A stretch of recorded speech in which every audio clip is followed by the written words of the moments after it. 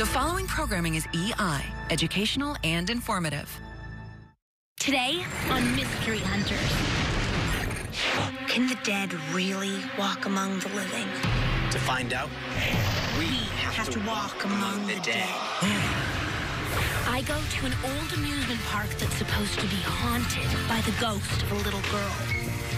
And I talk to someone who's seen her. And then I turn around and look, and she was still on my tractor, and she was smiling at me. But I want proof. So I'm teaming up with a psychic to try to catch the ghost on film. What's going on? The swing. It's moving. And I go on a hunt for another kind of living dead. Zombies.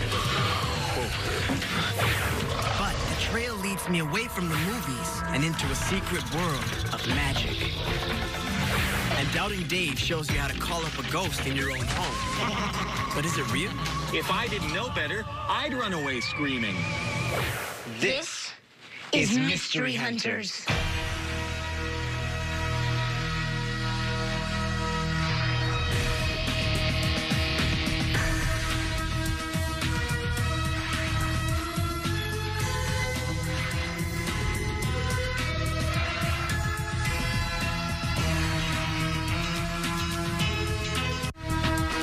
We'll be right back with more Mystery Hunters.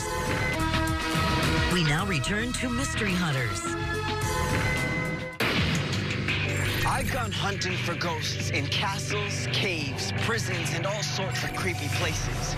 But some people believe that there's another way the dead can come back to life. As zombies. So I'm going on my first ever zombie hunt in a place where people say they've seen them. I started my investigation with Brad Leister of the Zombie Uprising Awareness Association. They want people to know that zombies are real. So what is a zombie? A zombie is someone that has been infected by some sort of virus, which kills them and causes them to come back to do what the virus wants. So then why do zombies attack the living? Because zombies want to spread. They want to make other zombies, and the only way to do that is to infect other people. Brad and the rest of the association have made it their mission to get the word out about zombies. He said that if I wanted to find out more about how they do that, I should check out this creepy old warehouse.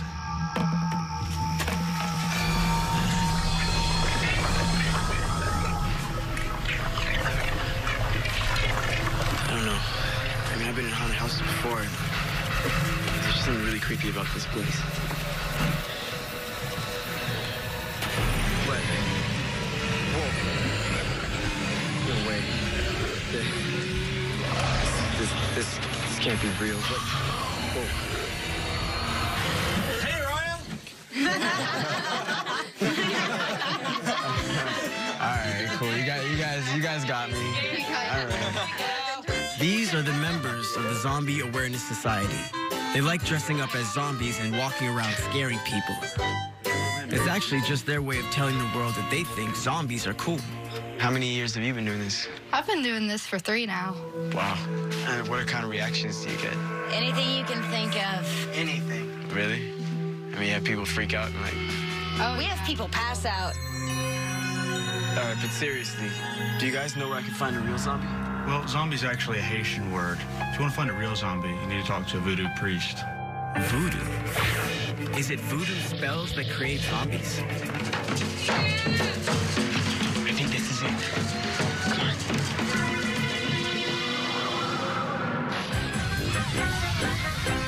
Amusement parks are a place for screams of laughter, right? Not at this amusement park. It's been closed for a long time, and people say it's haunted by the ghost of a little girl. Witnesses have seen her sitting on this swing. Gaylord White used to work here.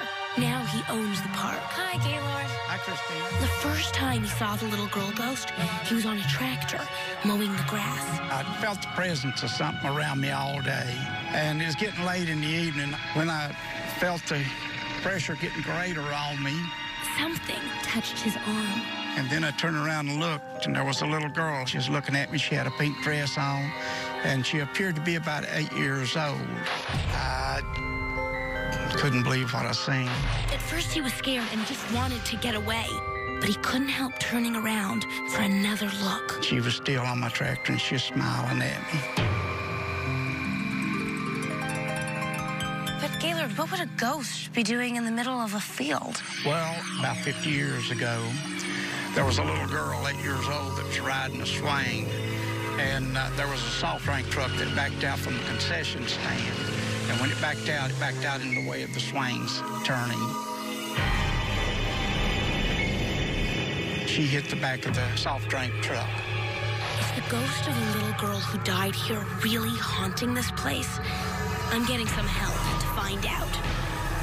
Susan Shepard is a psychic, and she says she can talk to ghosts. Spirits don't waste their time on people who can't see them or hear them, so they will generally follow people that have some psychic sensitivity. She says spirits are naturally attracted to her, and that's how she gathers evidence that they exist. These are pictures she's taken in other haunted places. She says that this white shape is actually a ghost, and that taking pictures while she's contacting them can catch images of ghosts, like this and this. So wherever she feels something strange or unusual, I'll take some pictures. Maybe I can catch the little girl on camera if Susan can really contact her. Here, do you feel the girl at all?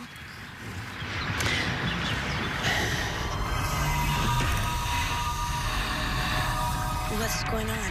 Just a cold chill just swept up my side. What do you think it is? Oh, it's probably her. Her swing. It's moving.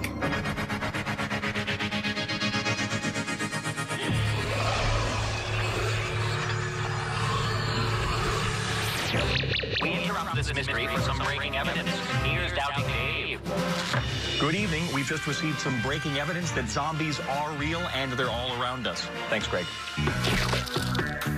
The evidence came in an email from 8-year-old Jack Tarantino of Maryland, USA. He might have discovered a different way people can turn into zombies. Take a look on the Mystery Illustrator. Dear Doubting Dave, sometimes I get pretty sleepy during the day. I even fell asleep in class once. I know I'm probably not sleeping enough at night, but what would happen if I stopped sleeping completely? Well, Jack, it may seem like your body shuts down while you sleep, but it's actually pretty busy, just in a different way. It uses that time to rebuild muscles, fix any part of your body you might have damaged, and just generally clear out the cobwebs in your brain. But what if you don't sleep? At first, you just feel exhausted. You overreact to little things, and everything seems like a bigger problem than it really is.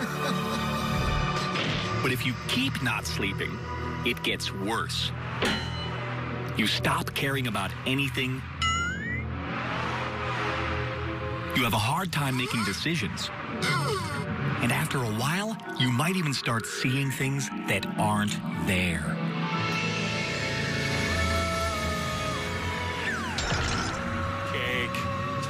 Cake. So, Jack, staying awake for too long is one surefire way of becoming a zombie yourself. And there are already plenty of zombies like that in the world. One of us has to get some sleep.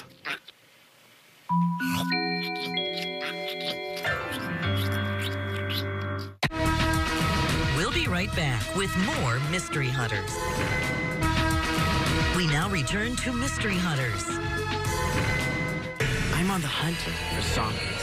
Oh, no way. Hey, Araya! Brad and his friends like to play at being zombies, but he told me the story of a real zombie. Well, zombie's actually a Haitian word. It happened in Haiti, a place known for voodoo.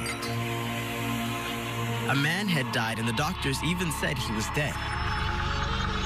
But then one day, he turned up again, alive, but acting very strangely. The people said he'd been turned into a zombie by a voodoo spell. If you want to find a real zombie, you need to talk to a voodoo priest.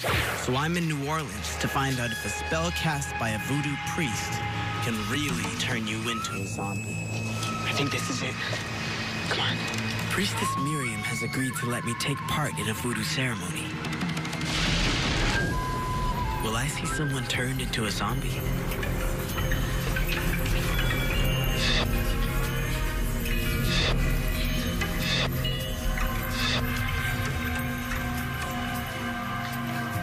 Hi. I had a question. Is there any way that I can become a part or take part in a ritual? Of course. To understand voodoo a little better?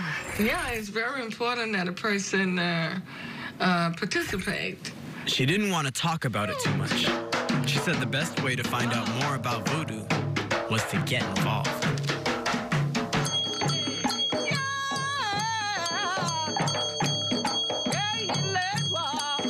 They don't seem like the kind of people who would turn you into a zombie. Unless they are zombies. Nah, couldn't be. Zombies don't dance. What the? A snake?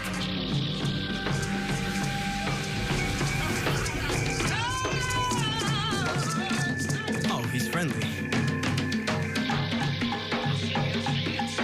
This isn't so scary, but I'm a bit confused. What is voodoo anyway?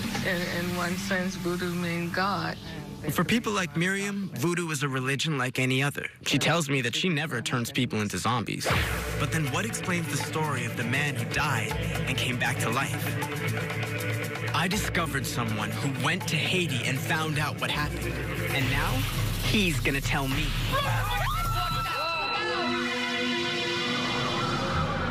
Is the ghost of a little girl haunting this amusement park?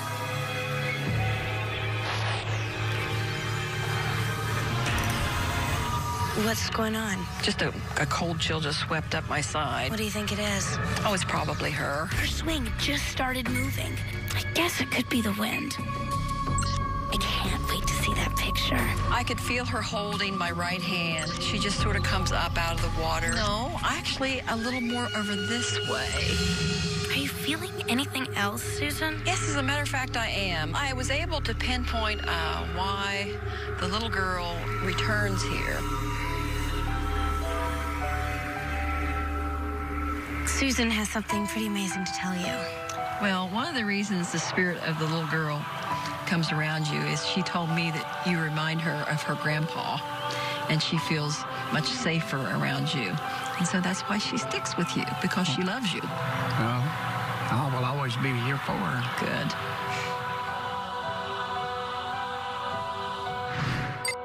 Hey, Christina, what's up? Hey, Dave. Can you look at some pictures for me? I want to see if there's any evidence of a ghost in them. Standing by. Yes. I see something. Do you see a ghost? Let's just say I see what you're looking for.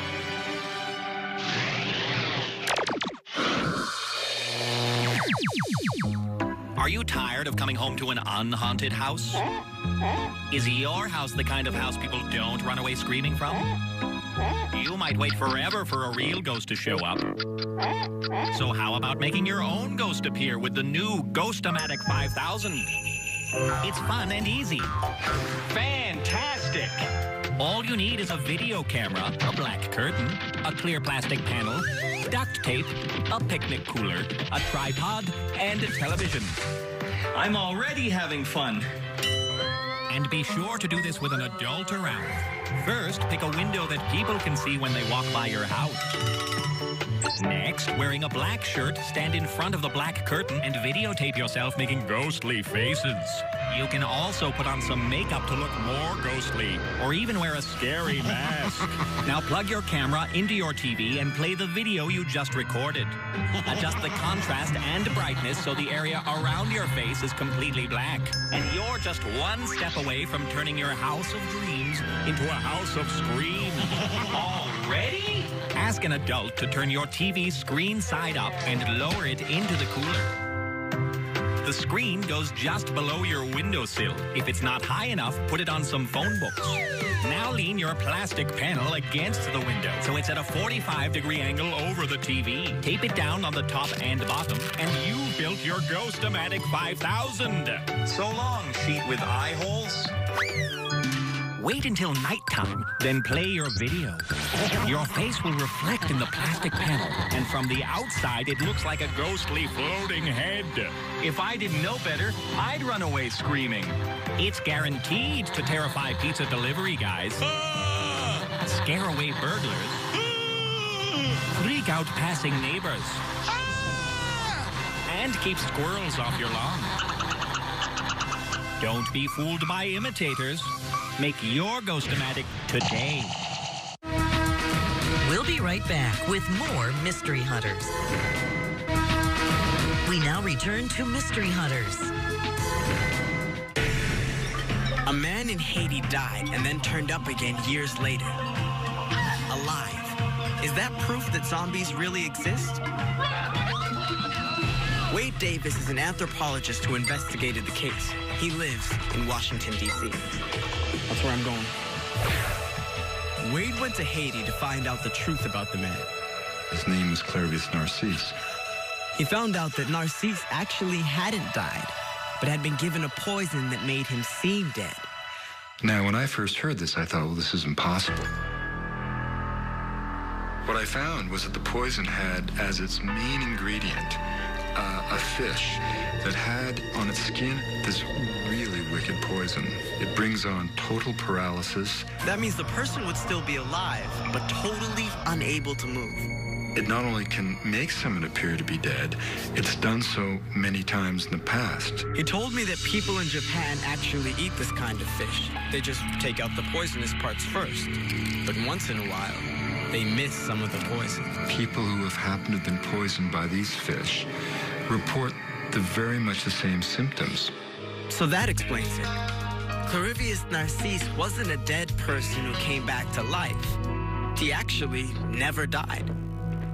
But because people thought he did, when he turned up again, it started the story that a voodoo spell had turned him into a zombie.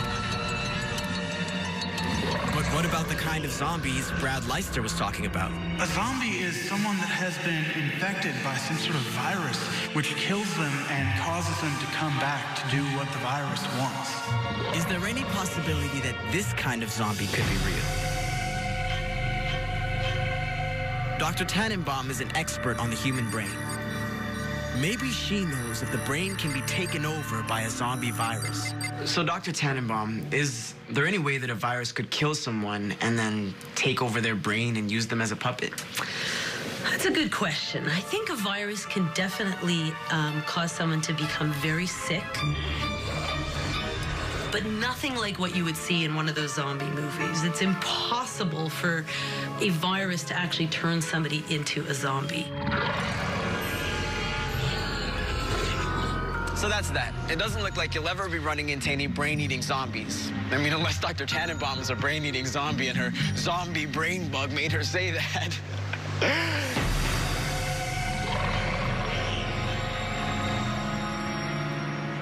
Nah. People say this old amusement park is haunted by the ghost of a little girl. But what evidence is there that the little girl ghost really exists? You know, Susan told me seeing a ghost is rare, but lots of people catch ghosts on film without actually seeing one. Could I have caught one too? I'm getting in touch with Doubting Dave. Doubting Dave, are you there? Yep, and I took a good look at your photos. I think I found something. Do you see a ghost? No. But I do see something that could explain the ghost Mr. White saw. I have a friend who's an expert on poison gases. I think you should bring him this photo. What's that?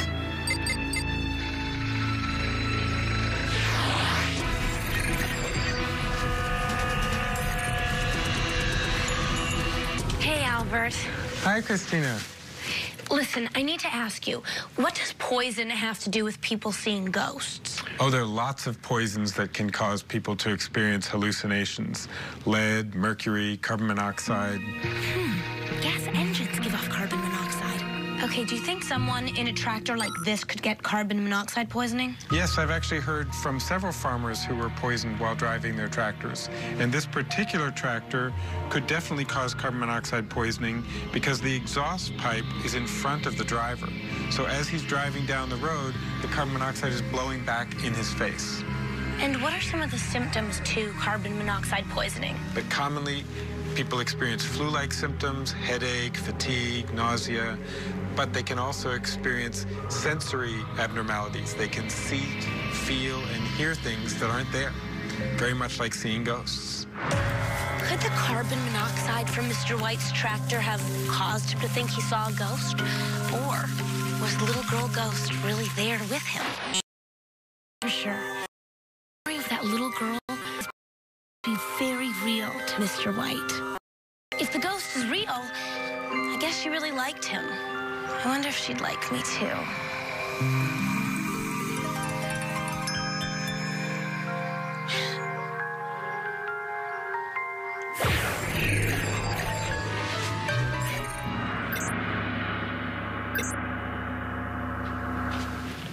Hey, Christina. What are you doing? I'm checking headquarters with a carbon monoxide detector. You know, we've seen some pretty strange things around here over the years, and I wanted to make sure that we weren't hallucinating from poison gas. Come on, Christina. There's always been a logical explanation for everything we've seen here. I mean, the ghosts, the aliens, that guy who... That guy who what? Araya, are you okay? Yeah, no, I mean, yes, you're right. Testing this room is a good idea.